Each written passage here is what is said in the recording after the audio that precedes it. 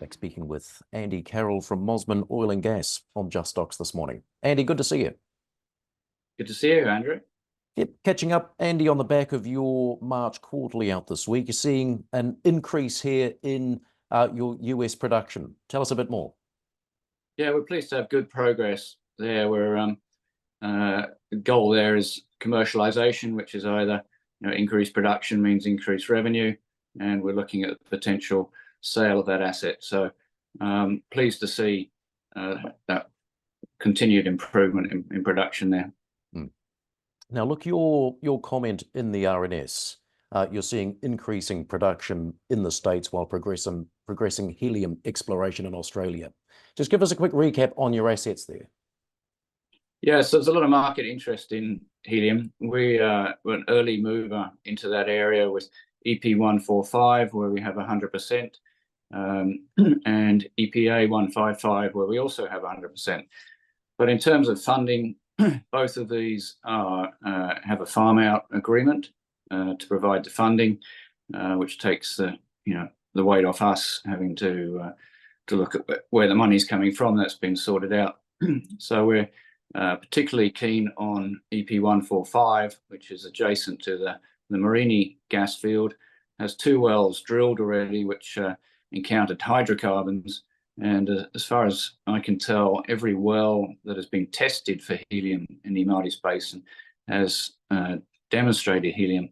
Unfortunately, these 2 wells weren't tested for helium, but we're surrounded by wells that were tested and do have helium. So we also understand the geology, that we've got the right granitic basement. We know we've got structures already identified on seismic. We've got 2 wells that have been drilled. So we've been a great de-risked exploration play here in EP145. And you're not wrong. There is a big helium wave at the moment. We've seen Helix exploration come to the market this week, market cap around 12 million. A couple of other peer comparisons, Helium 1 around 50 million, Georgina Energy looking to list at around a market cap of 13. You're one of the few, if not the only, I understand, Andy, with prospective resources there. Yeah, as far as I know, I think since we've been listed and we put out this information, it's the only one I'm aware of. And perhaps one of the few also generating revenue. Yeah, indeed. It's very good to have the solid production base with the revenue associated with it.